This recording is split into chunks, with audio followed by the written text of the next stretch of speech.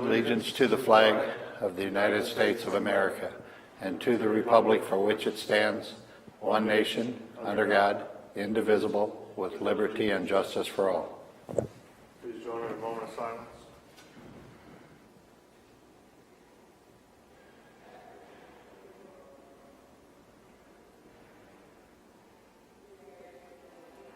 Thank you very much. Seated.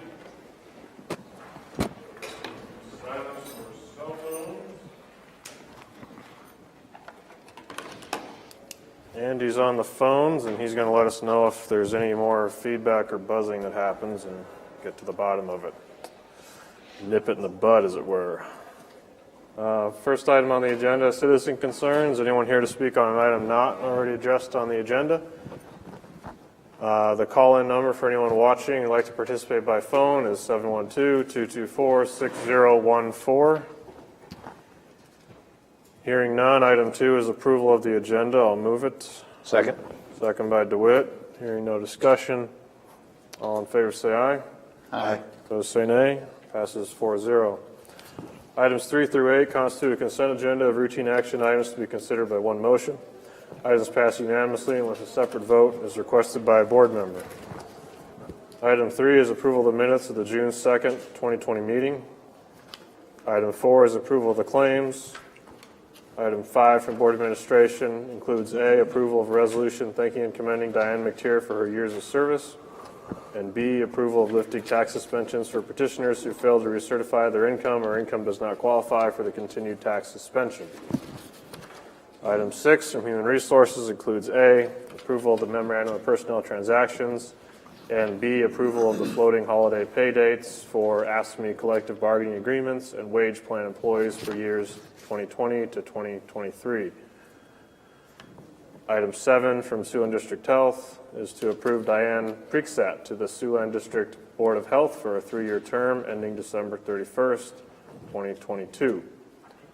And item 8 from Secondary Roads is to approve the permit to work in the right-of-way for Bryce Beeson. Any questions on the consent agenda? Then I'll move it. Second. Second by Radig. Hearing no discussion. All in favor say aye. Aye. Opposed say nay. Passes 4-0. Item 9 is the canvassing of the primary election for action. Auditor Gill, is there any information, or, excuse me, Deputy Auditor? Hi, Steve Hoffmeyer with the Elections Office. I've got the canvass report here for the June 2nd primary election, along with the abstract of votes for you guys to sign off on. There were 7 provisional ballots on election day, of which 1 was rejected because the person had already submitted an absentee ballot by mail. Otherwise, the other 6 were accepted. There were 185 after election ballots that we received. 67 of those were rejected because they had late postmarks on them. The other 118 were accepted. So, okay. So it wasn't too widespread an issue where ballots were received after, I mean, given the amount of people that voted absentee, only 118 were received after the count started? Yeah, we received 185 after election day, but you know, of the 16, there were 16,100 some that were issued. We had received back, we processed 13,219 down here on election day, and then the additional 118 after that point. So.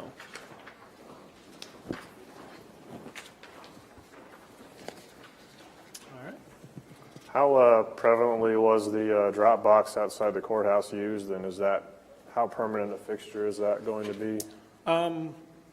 We had a lot of use out of it for this one, you know, combination, I'm sure, because of the high absentee ballots that we sent out, and with the COVID-19 stuff going on, there were a lot of people that dropped them off in the box, including on election day. We emptied it, I think, 4 or 5 times on election day alone, and it was you know, at least a third full each time. So it's been getting a lot of use since we put it out there. And we do intend it to be a permanent fixture. Looks good. Yeah, it's a nice looking. Glad it's there, thank you. I'll move to receive. Second. Second by Radig. Any further discussion? No? Thank you. Thank you. All in favor say aye. Aye. Opposed say nay. Passes 4-0. All right, as we're signing these abstract of votes, we'll move on to item 10 for action. This is $900,000 general obligation capital loan notes, Series 2020, approving a resolution authorizing a form of loan agreement and providing for the issuance and levying a tax to pay the notes and approval of the tax exemption certificate. Dennis? This is the last step to get the loan approved and consummated. We will be doing it June 25th, will be the closing date. The money will deposit on the 25th or the 26th to get it in this current fiscal year, which will cover all of our CIP projects that are currently done or being worked on or are still work in progress, such as our election stuff. But we do this on an annual event, so that's about all. Questions for Dennis? I'll move approval. Second. Second by DeWitt. Hearing no discussion. All in favor say aye. Aye. Opposed say nay. Passes 4-0. I believe that was the only action needed. Item 11 from Secondary Roads, County Engineer Mark Nera. Includes A for action, approval of the resolution setting interest rates for drainage district warrants for districts under the jurisdiction of the Woodbury County Board of Supervisors. How many districts do counties have on average? Is ours? There is no average. Kasuth County has over 200. Really? Lynn County has 1. We have 9. I mean, they vary throughout the state. That Des Moines lobe, as they call it, that area that runs roughly from Palo Alto to Emmett and down almost to Des Moines. Those counties have much more developed drainage because the land's as flat as a pancake. They have tiles that they have to take care of as part of their drainage districts. It's not even carried in open channel flow like we do here. So some of these other counties have very complicated issues when it comes to drainage in comparison to what we deal with the few, I know it seems like a lot, but the few drainage districts we have compared to others. Puts it into perspective. And we've gotten rid of 2 since I've been here, so that's All right. a bonus. Go ahead. First item up today, and I apologize for this being late. I wasn't watching my calendar closely. Usually we try and have these done before May 31st. So first is to set the interest for next year. The board has been setting this at 5%. I don't know if that's where you want to stay with where interest rates are. This does levy against the taxpayers on warrants that carry over from year to year. Drainage district work is frequently in arrears. In other words, the work is done, contracted, a warrant is written, and then that warrant is redeemed in the following tax year.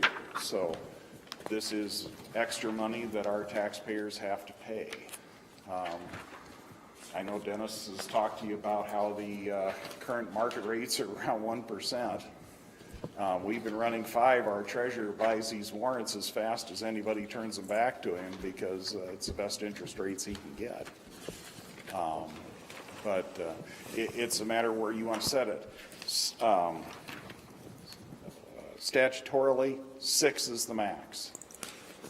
You remember what year it was they set it at 5, Dennis? It's been 5-6 years ago where it was set at 5, and every year it's just been renewed at 5. So if you would like to set it at a different place, I have no objection and no horse in this race. So it's wherever you guys want to set it.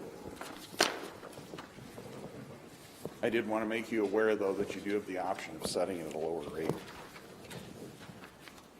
Who does that benefit? A lower interest rate? A lower rate benefits the taxpayers. They don't have to pay as much interest on the debts accrued by the drainage district. The Board of Supervisors doesn't pay drainage district bills. The levies that we're setting for fiscal year 2021 cover expected work, drainage district dues, and then any outstanding warrants for work that's already been done for next year. You can see that we had a pretty hefty assessment against Wolf Creek. They had a lot of engineering work done last year due to the FEMA flood back in March. So those warrants for $10,000 that show up on the summary sheet that we give with the individual resolutions shows what they owe. I'm requesting that we take another $10,000 on top of that because we've got FEMA match money to do repairs on that district now that has recently been awarded. We got our first check finally last week. So, Dennis? The one question the board might possibly want to ask is, this only affects ditches under the board's control. What about farmers and Garrettson? Do they set their own interest rates? The farmers in Garrettson would set their, I don't know on that one. I would have to ask John Torbert. He's an They have attorney. some pretty big stamp ones in general. Yeah. I think what you set applies to all districts within the county, not just, What's the everything that's issued through the treasurer's office is probably subject to this interest rate. What's the financial impact of going to say 3% To the county? to the taxpayers? Oh. To the taxpayers there, if they have $10,000 in warrants, it's $300. It's spread across all the people in that district. Yeah, not a major financial impact by any means. Everyone okay with keeping it the same? Yeah, for ease, I would, Yeah. is there a spot in here to sign? I just It wanted could you to be aware. jump as soon as we change it anyway. Yeah, but there's none in here to sign. Is there a motion? I'll move it. Second. Motion by DeWitt, second by Potabom. Any discussion? All in favor, say aye. Aye. Those say nay. Passes 4-0. At a 5% then? Yes. Okay. Item B for action is to consider the approval of drainage district tax levy resolutions. Do these need to be moved separately? Yes. So there's a county that Cassuth does this 200 times. I have no idea how they do it.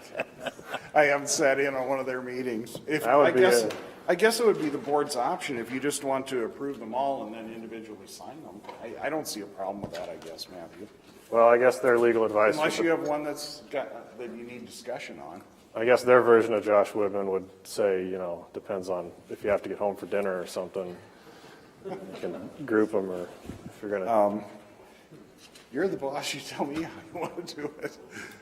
Well, if it's separately listed, is it cleanest to do it separately?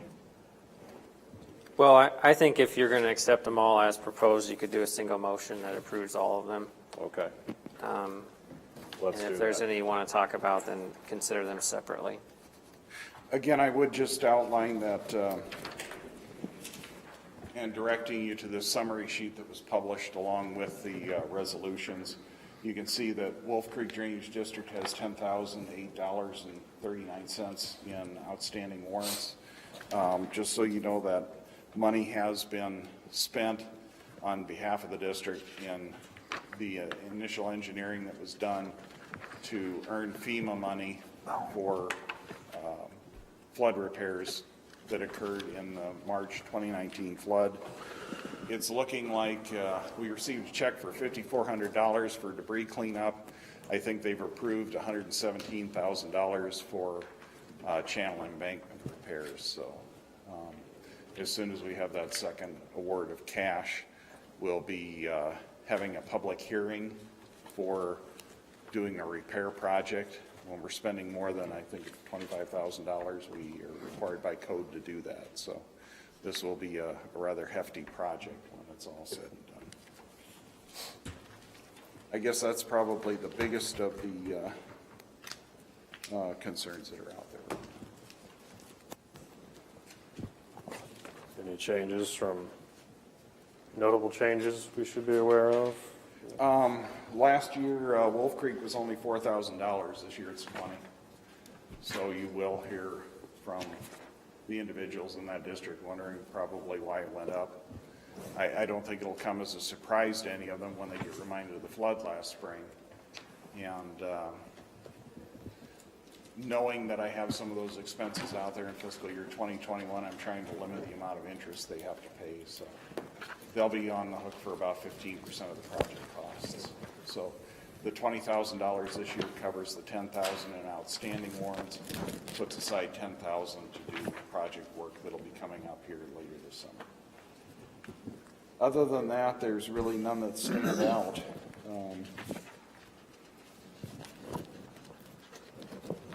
Wolf Creek Pump District was up to 2,000 this year. Last year they were 500.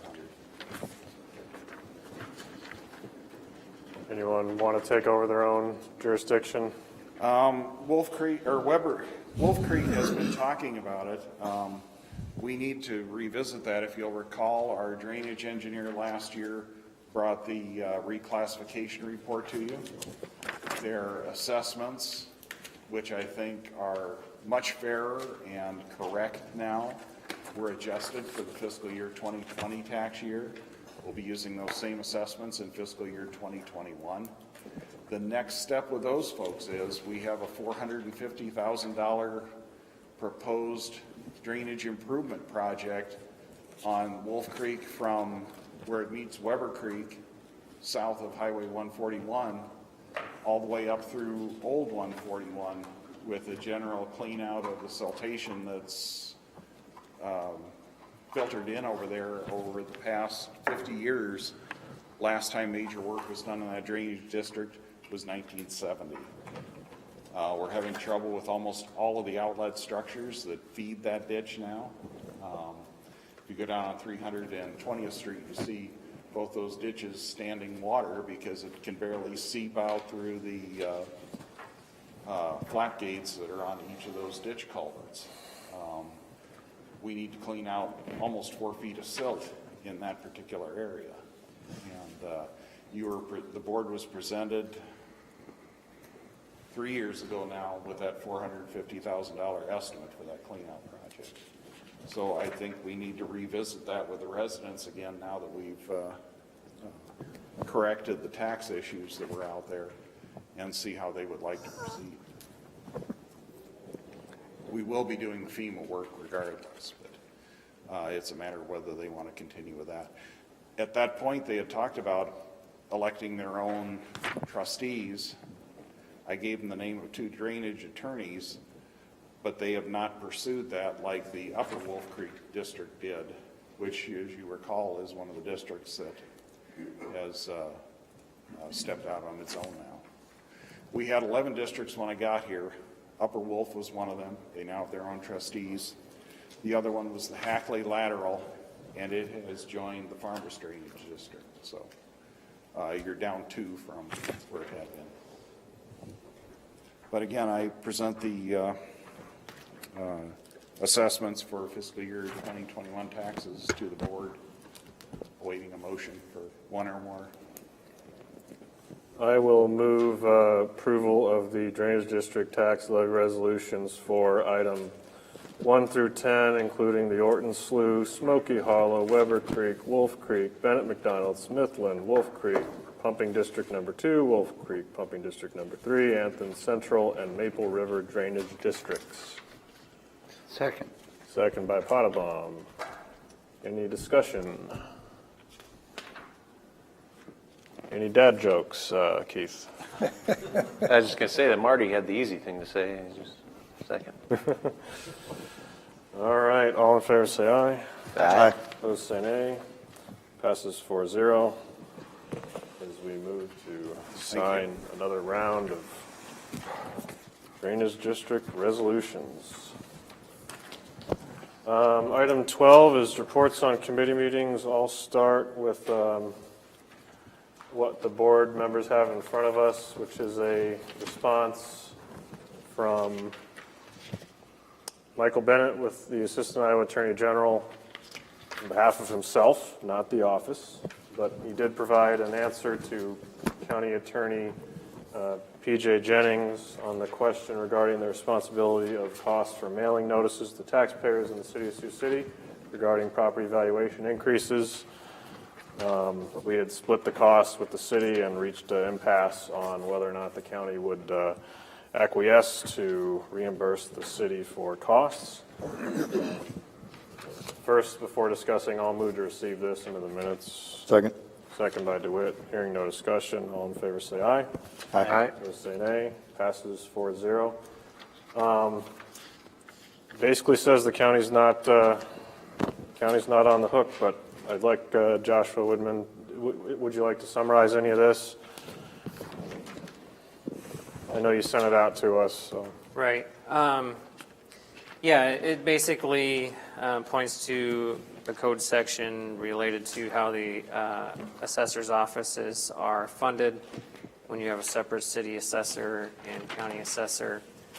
The code section indicates that assessment activities are to be paid out of the pot from the city assessor. And basically that's paid for by those taxpayers within that assessment area. So if it's a notice that goes out to the city of Sioux City, then those taxpayers that are receiving the notice would be the ones that would pay for it. So that's the interpretation and actually fairly clearly set out in statute. And that's kind of the position that we had taken initially, and we're not aware of the code section that was provided by the Attorney General's office, but I think it is consistent with our understanding of the code and what makes sense from a practical standpoint as well. Thank you. Well, it's good to get a resolution on this question. We had a reasonable question, and so now we have the answer. The county had paid for part of the fees. What was it? What was the dollar amount the county's already paid? I think the county paid $3,000, Okay. and I think the assessor paid, what, $13,000?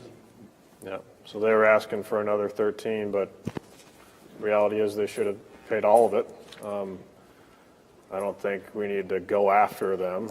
I think now that we have resolution, it's really just answered the question that there's no basis for the county to pay, even if we wanted to. So.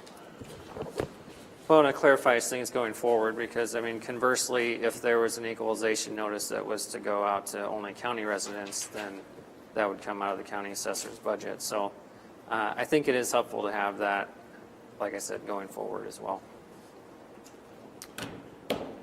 Agreed. Any other thoughts? It's nice to have someone agree with you, isn't it, Joshua? It happens rarely. Who's going to let the city know, assuming they're not watching? Oh, they got the memo. I have passed it along to the city assessor and Nicole with the city. They had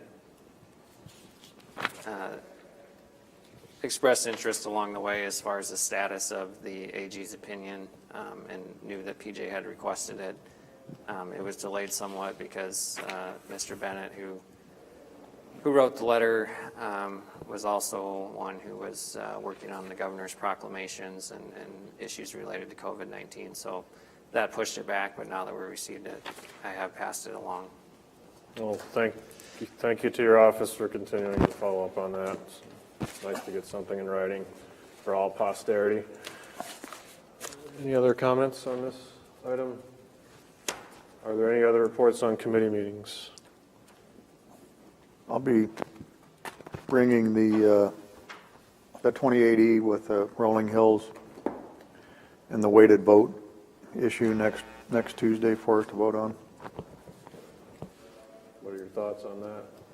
I've had Mr. Woodman look at it. He's happy with it. I think it's explanatory. It's pretty much, I won't say it's cookie cutter, but it's very, very similar across the rest of the 8 regions, but they're all after the same thing since the state changed the parameters of extra voters that basically aren't accountable, so. Will we be one of the first to approve as a county, or? I don't think so. We'd probably be, they want it done before the next fiscal year starts, just to have everybody on board, but I think we'd probably be one of the first 2 or 3, Okay. depending on how their approval system goes, so. All right. Any other reports on committee meetings? Item 13, any citizen concerns or anyone on the phone? Andy? No calls. Anyone calling anyone else's phone to participate in the meeting? I mean, all of our phone numbers are public record for the most part, so if someone wants to be involved, they can give any one of us a call. Hearing none, item 14, any board concerns? So on Thursday, we'll be meeting with some residents and property owners concerned about the new jail location. I didn't know if you wanted to go to that one, but we'll be meeting on Thursday at 10:30. Okay. I don't think I can make it, but someone from the authority will be there as well. And Dan Moore will be there, Ron Wick will be there, and I think it's just me, he and I at that one. Oh, and Dennis. Okay. Any other board concerns?